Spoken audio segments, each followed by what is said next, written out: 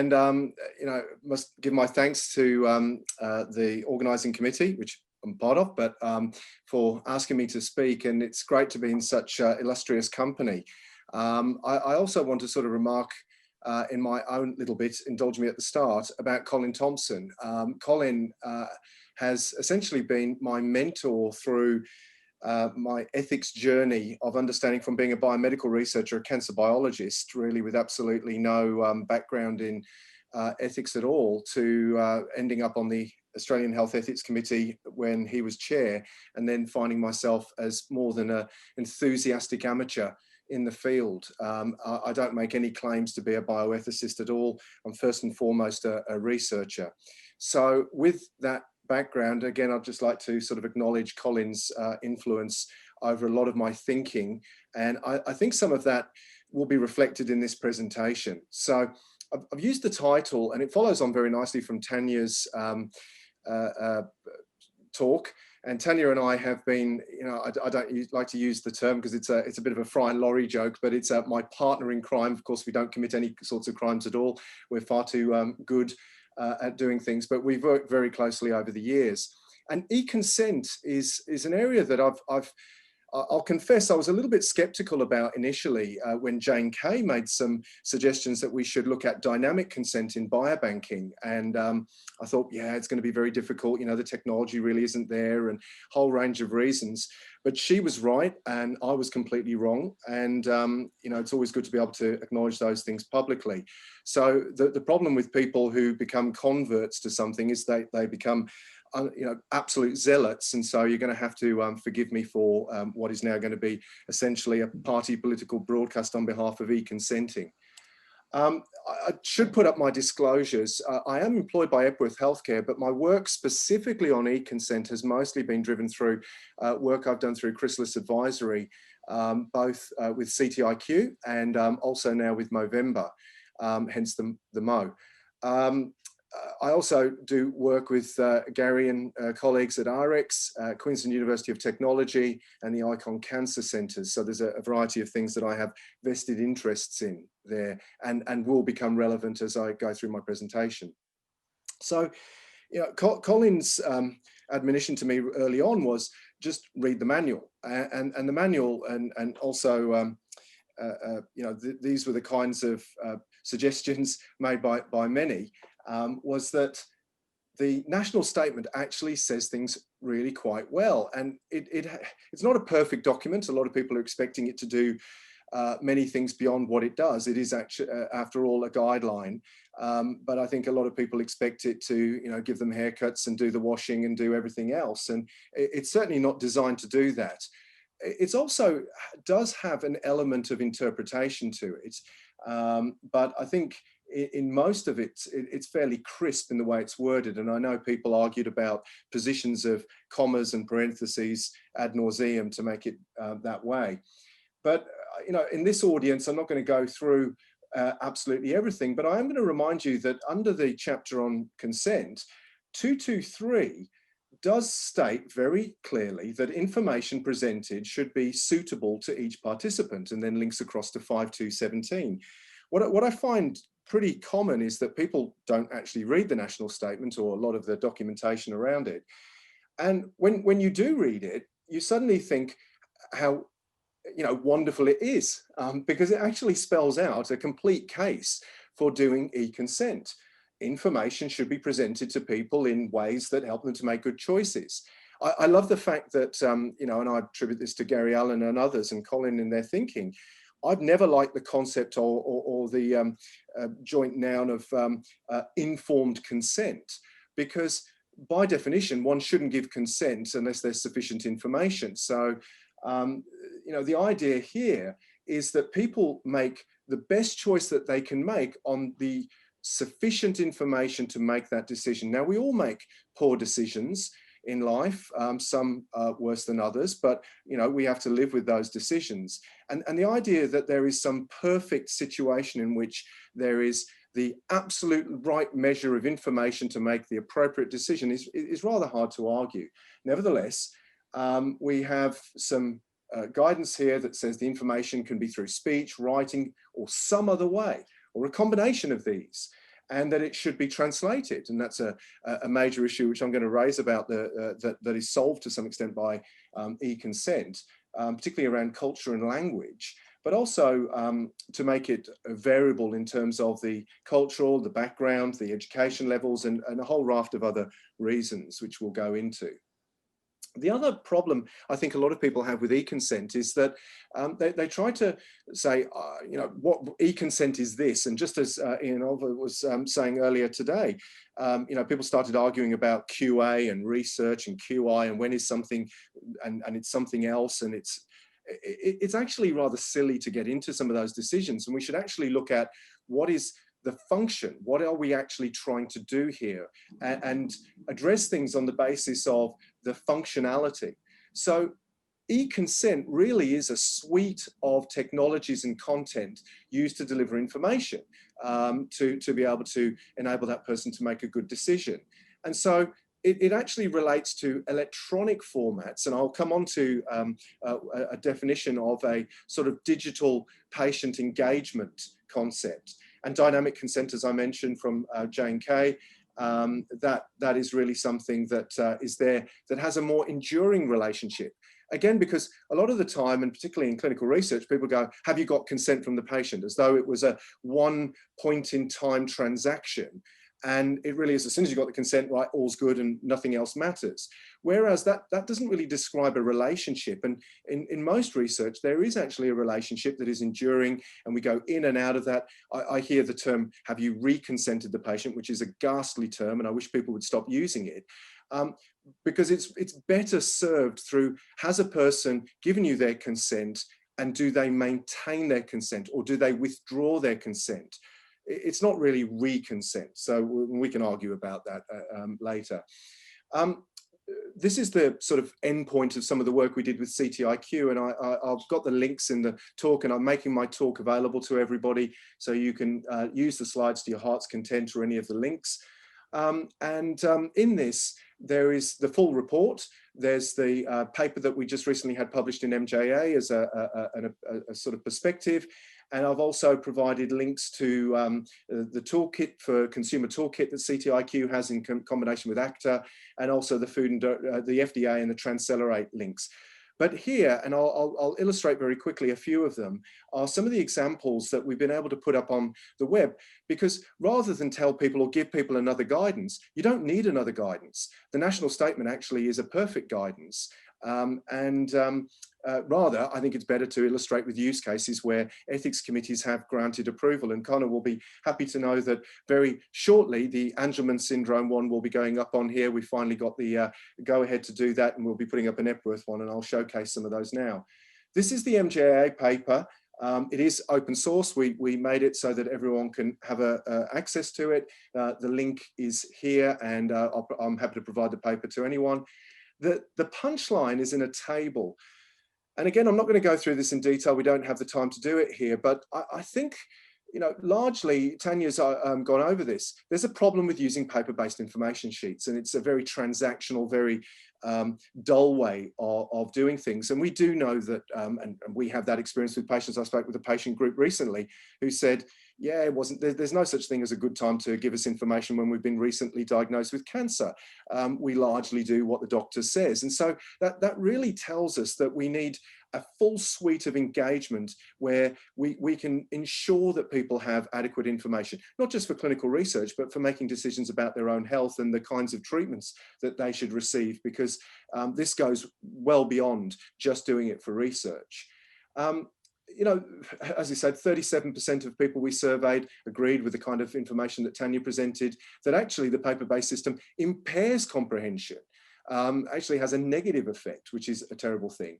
And also, they're written in English, and they're written in one particular format that the ethics committee decided was the best way to do it. And unfortunately, whilst we sort of go for you know, year 8 levels and various things like that, that's actually not good enough. I want to read the investigator brochure. Someone else might want it in a different format. So it doesn't really allow for flexibility of that.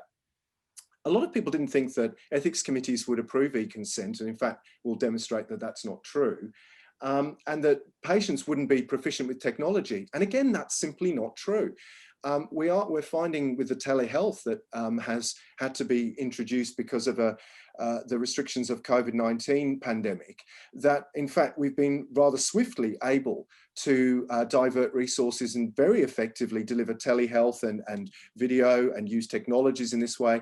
And where people can't do that, actually we've been able to accommodate those needs more readily, because we've actually got savings from the activities that we've done. Speaking to an oncologist recently in Adelaide who said that he'd been able to increase the number of consults he'd been able to do and fit more patients in, otherwise in a waiting list, particularly those in rural and regional communities. And so there really is a major advantage to this that I think we'll see well beyond the pandemic.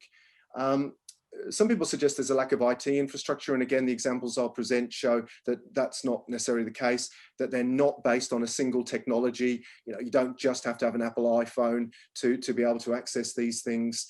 And, you know, whilst a lack of standardized guidelines was thought to be a significant barrier, again, I don't think that that's necessarily true. I think that that's a perception, but once you actually do this, the guidance is actually there if you read it. And again, the national statement is pretty clear. And there's very little that's different between eConsent and paper consent when you look at the pure elements of what you're trying to achieve.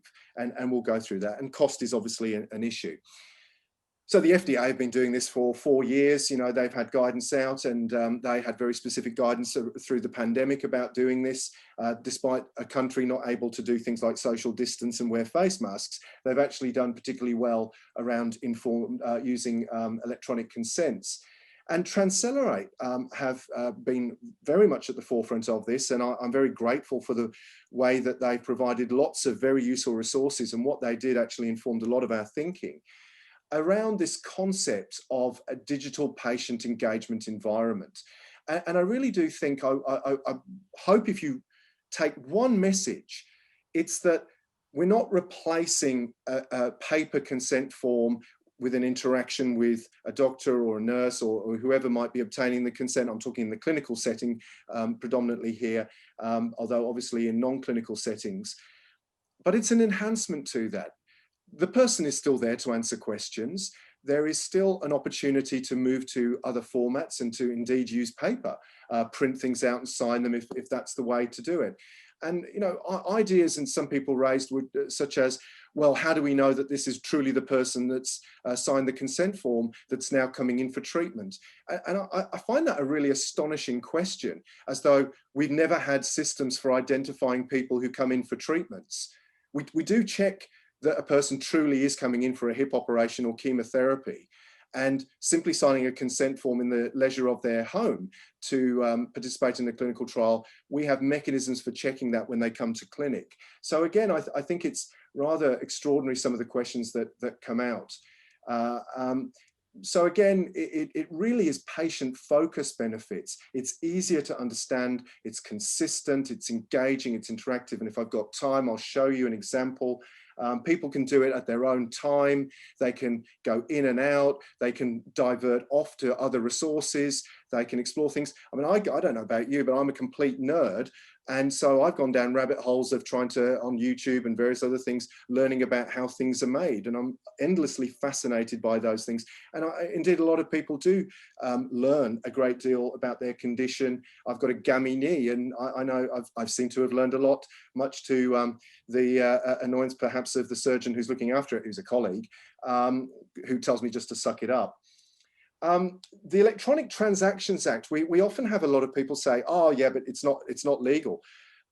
But it isn't, and it hasn't been since 1999. So I'm not going to labour this point, but as far as I can tell, and no one has told me otherwise, and no lawyer has suggested otherwise, is that in fact, the law says that you can do it, and has done in just about every territory that I'm aware of. Now, here's the examples. The Royal North Shore Hospital, and one of my early introductions to eConsent and the use of video was from Rebecca Saunderson, who's a dermatologist based at the Royal North Shore Hospital. And as it happens, she'd actually given my son a telehealth consult one time because I was having dinner with her partner. My son had cold-induced urticaria. He'd come out in a rash, which she diagnosed using a video phone, which I thought was rather remarkable. But she is a remarkable woman. And I then ended up sitting in her clinic at the Royal North Shore on a busy day, outpatient clinic with hundreds of patients in the waiting room, and watched how she used the video and the verbal interactions to enhance. And this paper here, which is freely available, it's on the CTIQ website and also at this link, demonstrates in a clinical trial approved by the Nepean Ethics Committee that this is in fact wholly a useful format. And that in fact patients were more informed and more satisfied with the information that was given to them. Interestingly, it doesn't convince people more, it just enables them to make what they perceive to be a better decision. And that's an important thing to do. Alice Twong, together with Susan Walker at the Royal Women's in Melbourne, has also published a paper on this, ANZ Journal of Obstetric and Gynecology this year, which demonstrated this for caesarean section. And again, I can make this paper available to people on request, but essentially it just demonstrated that using visual interpretations of data helped women to make informed decisions. On the website, we've got the Australian Genomics Health Alliance and their control platform, which is an example of dynamic consent. And I encourage you to go and look at these resources. They're excellent. And they're particularly important for rare diseases and cancer flagships. So they've got a very well-established program of doing this, and their staff would be happy to take you through it. Similarly, the Angelman Registry Project has done a great deal of work and has had this up and running for many years, demonstrating, in effect, an electronic consent digital engagement pathway by another name. And that's why I'm sort of suggesting that it's very varied in the way that these are applied, is that here people log in, they read information, they can decide whether to participate, and then they can ask questions and then progress through a series of online surveys. Because of COVID-19, this is a trial we're running at the Epworth Hospital. Trish Peel is the principal investigator. Australian Surgical Antimicrobial Prophylaxis Study, ASAP, which ground to a halt because we closed our pre-admission clinic, and so we couldn't actually see patients. So now these are just the snapshots that Matt Bellegarde's team at QUT have helped us create, but built out of the Angelman syndrome and this is just progressing through the Alfred Ethics Committee at the moment. But this is an NHMRC funded study, which is a pragmatic design study in the case that Tanya described, and where we could possibly, although there is the idea that one of the arms of the study is using an antibiotic, which is in standard use. Many doctors use it, but because it has a slightly different risk profile to not using it, we do go for the full informed consent. This is another one that we've built, and Rebecca's team built this for us with the video.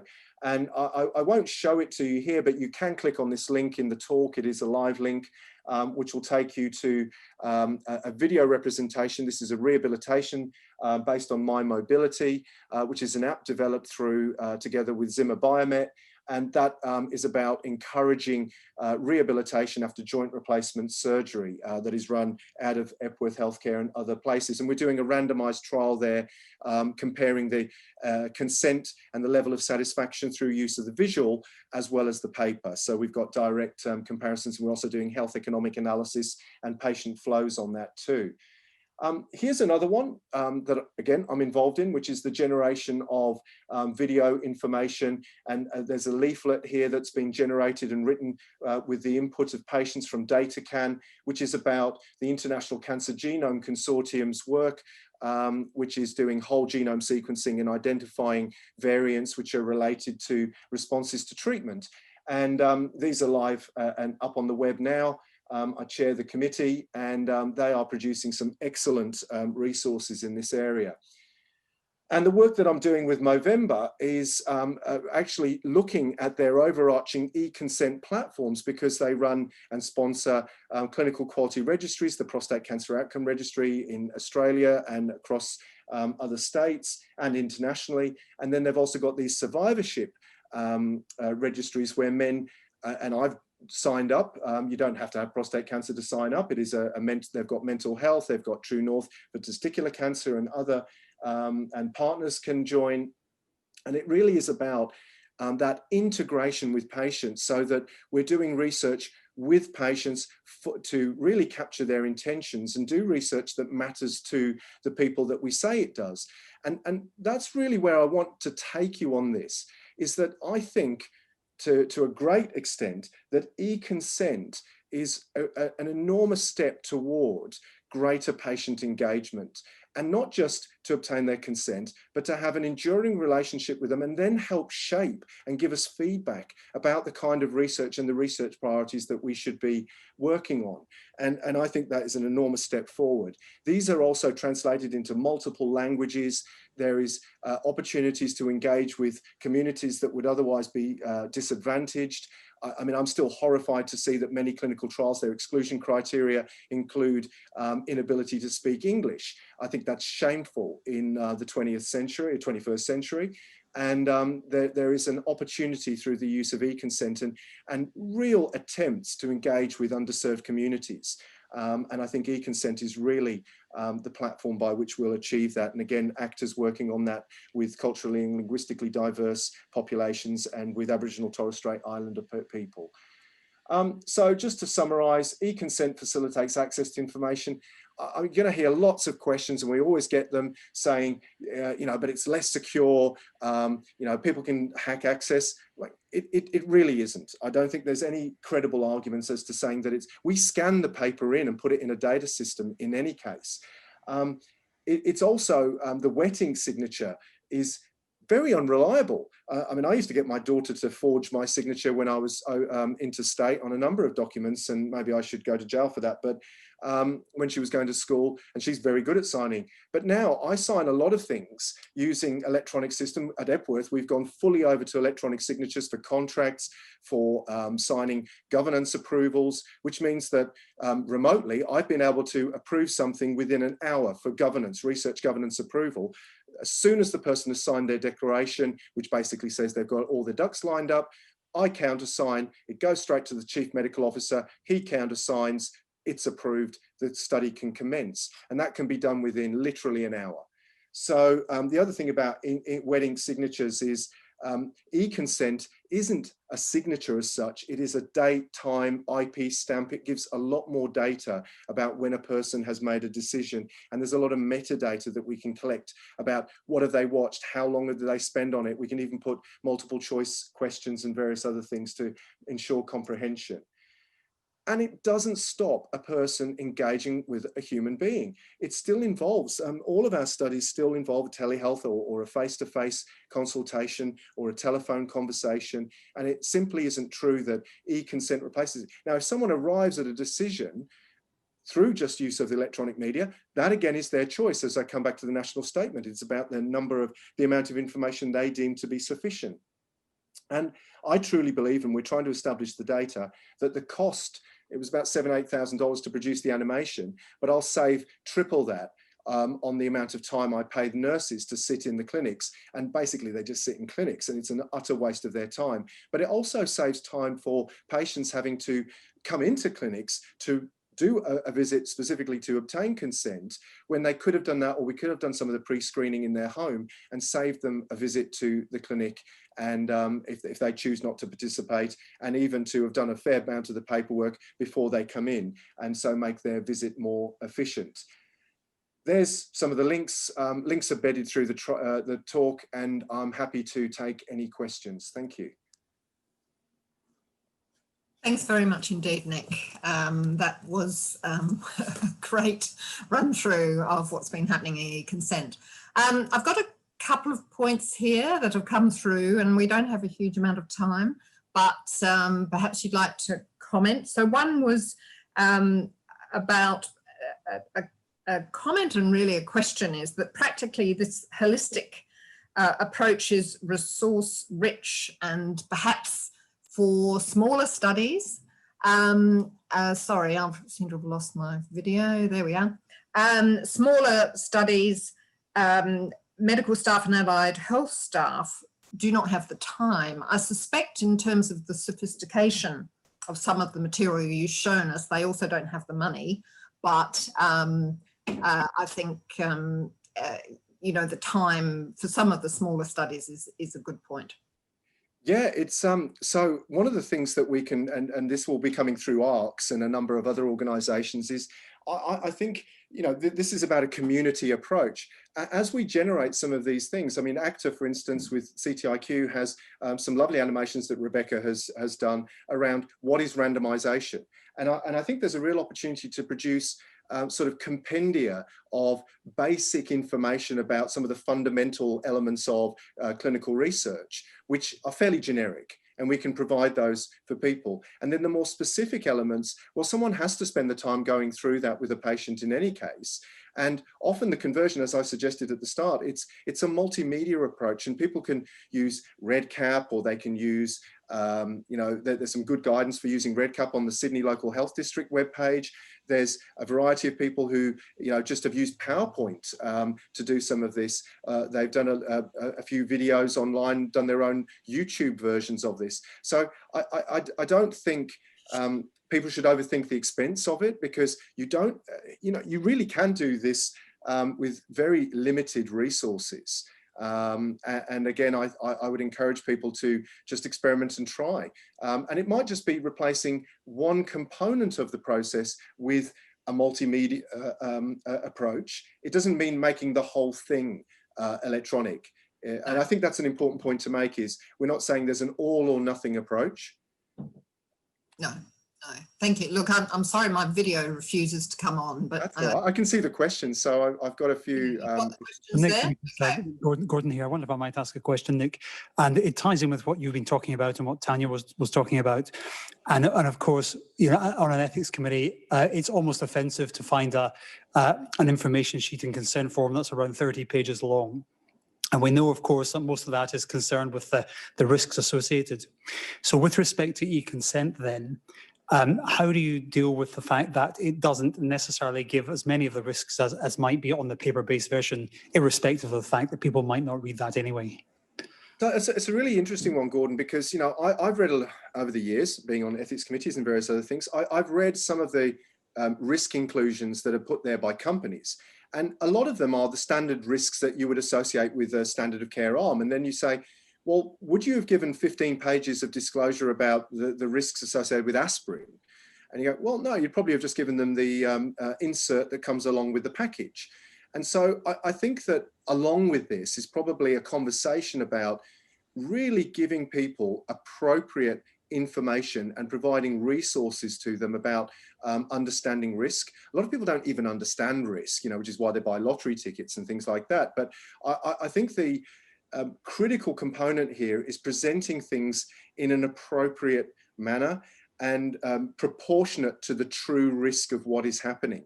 So I think if it makes people think more carefully about what they're presenting to people, I think that will be very useful.